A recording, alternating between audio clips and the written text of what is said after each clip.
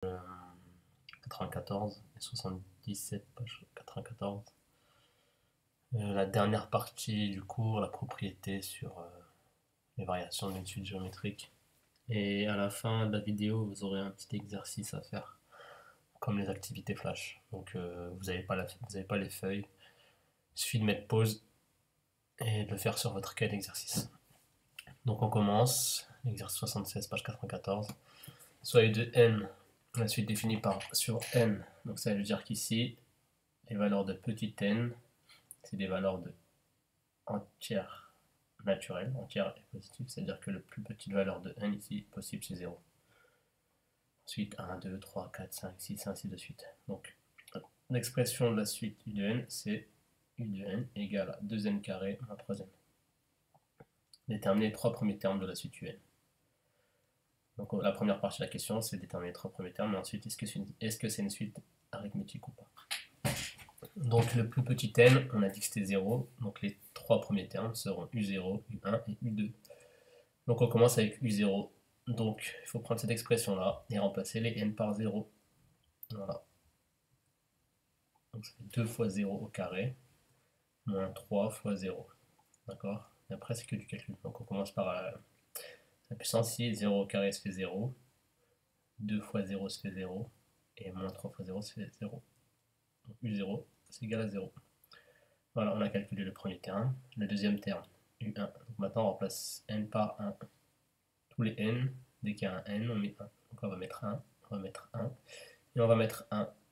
Et entre 2 et n, il y a multiplié, et entre moins 3 et n, il y a multiplié. Donc ça fait 2 fois 1 au carré, moins 3 fois 1. On commence par la puissance. Attention, 1 au carré, c'est pas 1 fois 2, mais c'est 1 fois 1. Donc, 1 fois 1, ça fait 1. Ensuite, donc, la multiplication elle est prioritaire ici, sur la soustraction. Donc, 2 fois 1, ça fait 2, moins 3. Et 2 moins 3, ça fait moins 1. Alors, on a calculé U1 qui est égal à moins 1. Ensuite, le troisième terme, maintenant, U2. On remplace les n par 2. Même chose. Donc 2 fois 2 au carré, moins 3 fois 2. On commence par le carré. 2 fois 2, ça fait 4. 2 au carré, c'est 2 fois 2.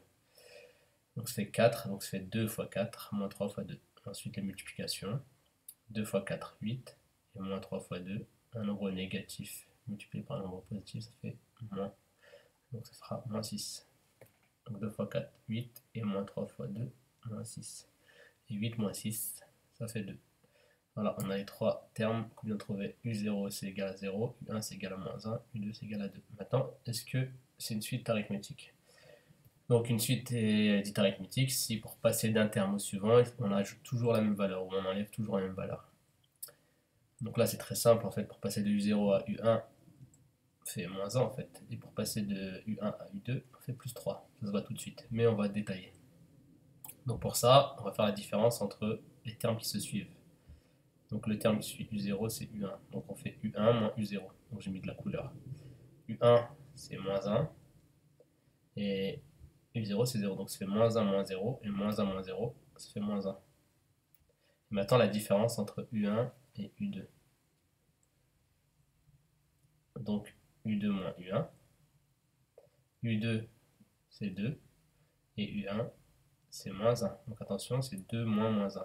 D'accord? Donc moins moins, donc ça fait plus. Donc 2 plus 1, ça fait 3.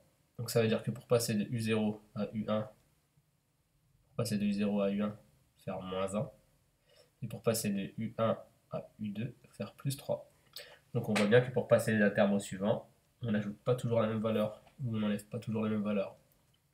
Donc on a U1 moins U0 qui est différent de U2 moins U1. Donc la suite, UN, n'est pas arithmétique. Voilà, tout simplement. Exercice 77. Pour chacune des suites suivantes, définies sur n, reconnaître celles qui sont arithmétiques et indiquer pour celles qui le sont le premier terme et la raison. Donc je vais faire le premier et je vous laisserai faire le deuxième pour... on est quoi aujourd'hui, mercredi? Vous le ferez pour vendredi. Donc pour savoir si c'est une suite arithmétique, ça veut dire que à chaque fois, quand on passe d'un terme au suivant, on doit toujours ajouter la même valeur. Donc on va déterminer le terme suivant qui vient après UN. Le terme qui vient après UN, c'est UN plus 1. D'accord. Première étape, on va déterminer un plus 1. Et après, on va faire la différence entre un plus 1 et un. On fera un plus 1 moins un. Donc d'abord, première étape, on détermine un plus 1. Donc ça veut dire qu'il faut remplacer les n par n plus 1. Donc ça fait n plus 1 au carré, le tout au carré, parce que là c'est n au carré, donc là ça doit être n plus 1 qui doit être au carré, moins 2 facteurs de n plus 1, là il y a une multiplication, plus 5. Ensuite un petit rappel, là vous devez remarquer qu'ici c'est une identité remarquable, donc ce que vous avez appris au collège et en seconde, a plus b au carré, c'est a carré, plus 2 fois a fois b plus b au carré. Donc si on veut développer ça, n plus 1 au carré, donc le a c'est n et le b c'est 1. D'accord. Donc ça fait n au carré, donc ça fait le a c'est n et le b c'est 1. Donc ça fait n au carré plus 2 fois a fois b, donc a c'est n et b c'est 1, plus 1 au carré. Voilà. Donc là on a développé, après on va simplifier l'expression. Donc n au carré ça fait n au carré. Ici on a un produit de 3 facteurs, donc on peut faire 2 fois 1. 2 fois 1 ça fait 2, 2n. Et 1 au carré, 1 fois 1 ça fait 1. Donc ça veut dire que n plus 1 au carré, là c'est n carré plus 2n plus 1. Donc je continue. Donc je continue ce qu'on avait commencé. n plus 1 au carré, on vient de le faire là, dans l'étape d'avant, c'est ça. C'est pour ça que j'écris n carré plus 2n plus 1. Maintenant il faut distribuer le moins 2 à n plus 1. Donc moins 2 fois n. Moins 2 fois n, ça fait moins 2n. Et moins 2 fois 1, ça fait moins 2. Plus 5. Voilà, maintenant il faut regrouper les termes correspondant entre eux. Donc là il n'y a qu'un seul terme en n carré. Et là il y a deux termes en n, il y a 2n et moins 2n. Et là les termes constants ils vont ensemble. Plus 1, moins 2, plus 5.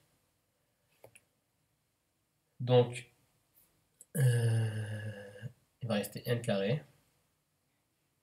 Et là j'ai fait une petite erreur, j'ai oublié le moins 2. Donc 2n moins 2n. 2n moins 2n ça fait 0.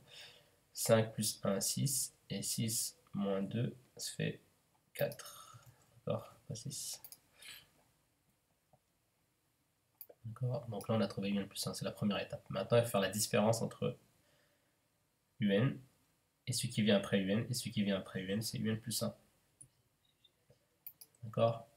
Donc un plus 1, ici je vais corriger mon erreur que je vais percevoir. Donc un plus 1 moins un. D'accord. Donc il faut faire la différence entre un plus 1 moins un pour savoir si à chaque fois entre un terme et le suivant, on trouve un résultat constant. Si on trouve un résultat constant, c'est que la suite a l'arithmétique. Si on trouve un résultat qui n'est pas constant, la suite n'est pas arithmétique. Donc ici, petite erreur, donc c'est plus 4. D'accord. Donc là il faut distribuer le moins. En fait c'est comme s'il y avait un 1 ici, donc moins 1, et on distribue. Moins 1 fois n carré, moins 1 fois moins 2n, et moins 1 fois plus 5. Donc en fait, en gros il faut changer les signes ici. Donc là c'est un plus, ça devient moins, là c'est un moins, ça devient plus, là c'est un plus, ça devient moins. Ensuite,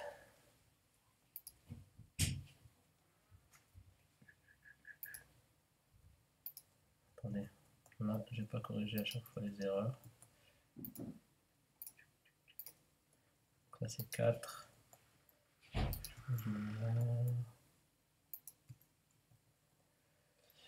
Et donc 4 moins 5 ça fait moins 1. Mais bon, ça ne changera pas ce que j'ai dit tout à l'heure. Donc je reviens ici, donc j'ai corrigé la petite erreur que j'avais faite tout à l'heure. Donc là, n carré moins n carré, ça fait 0. Il reste 2n, donc 2n. Et 4 moins 5, ça fait moins 1. Donc la différence entre deux termes qui se suivent, c'est égal à 2n moins 1. Donc qu'est-ce qu'on remarque? Donc on remarque tout simplement que la différence ici, c'est égal à 2n moins 1. C'est-à-dire que la différence entre deux termes qui se suivent n'est pas constant. C'est-à-dire que ce n'est pas un résultat constant parce que si n vaut 0, ben, ça fera 2 fois 0 moins 1. Si n vaut 5, ça fera 2 fois 5 moins 1. Donc le résultat ne sera pas toujours le même ici. D'accord. Donc ce n'est pas un résultat constant. Donc si le résultat n'est pas constant, c'est qu'entre deux termes, on n'ajoutera toujours pas la même valeur. On n'enlèvera pas toujours la même valeur. Donc la différence entre deux termes qui se suivent n'est pas constant, car le résultat dépend de n. D'accord. Ça dépend de la valeur de n. Donc on peut dire tout simplement que la suite un n'est pas arithmétique. Voilà. Donc je vous laisse faire le 2. Maintenant vous reprenez le cours. Dans le cours il ne nous restait plus que ça. Donc si la raison de la suite géométrique est strictement supérieure à 1, vous faites attention, les exercices qu'on vient de faire c'était sur suite arithmétique. On avait fait quelques exercices sur suite géométrique. Je vous en donnerai d'autres pour la prochaine fois. Donc si la raison de la suite géométrique est strictement supérieure à 1, donc quand la raison elle s'appelait Q, quand c'est plus grand que 1, on doit constater que la suite elle est croissante. D'accord?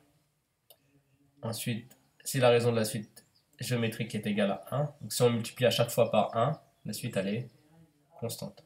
D'accord? Suite géométrique, c'est que pour passer d'un terme au suivant, on multiplie toujours par la même valeur. Donc si on multiplie toujours par une valeur qui est plus grande que 1, forcément ça va augmenter, donc la suite elle est croissante. Si on multiplie toujours par 1, les résultats ne vont pas changer. Donc tous les résultats vont être égaux, donc la suite elle sera constante. Et si on multiplie par un nombre qui est compris entre 0 et 1, donc quand on multiplie par une valeur qui est compris si on multiplie une valeur par un nombre qui est compris entre 0 et 1, vous verrez que les nombres que vous obtiendrez, à chaque fois, ils deviendront de plus en plus petits. Donc la suite, elle sera décroissante. Voilà. Donc si la raison de la suite géométrique est égale à 1, les points de la représentation graphique d'une suite géométrique sont alignés, parce que c'est constant. Sinon, si la raison est strictement positive, différente de 1, donc on avait vu, ça faisait une sorte de courbe qui faisait ça, qui montait comme ça. D'accord, donc les points n'étaient pas alignés, mais on dit qu'en fait, ils sont situés sur une courbe dite exponentielle. Bon, ça, si vous ne vous retenez pas, c'est pas très grave. Voilà, donc je vous donne un exercice à faire. Voilà, donc vous avez ça à faire pour vendredi. Voilà, vous pouvez utiliser un brouillon et faire, donc c'est comme une activité flash. Et je corrigerai ça vendredi. Donc ça, c'est les 5 premières questions. Et ça, c'est les 5 questions suivantes. Voilà.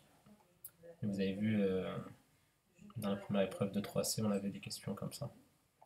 Donc c'est important de s'entraîner sur ça. Et la prochaine fois, je vous redonnerai des exercices sur les suites. Et on verra la semaine prochaine, on commencera un nouveau chapitre. Voilà.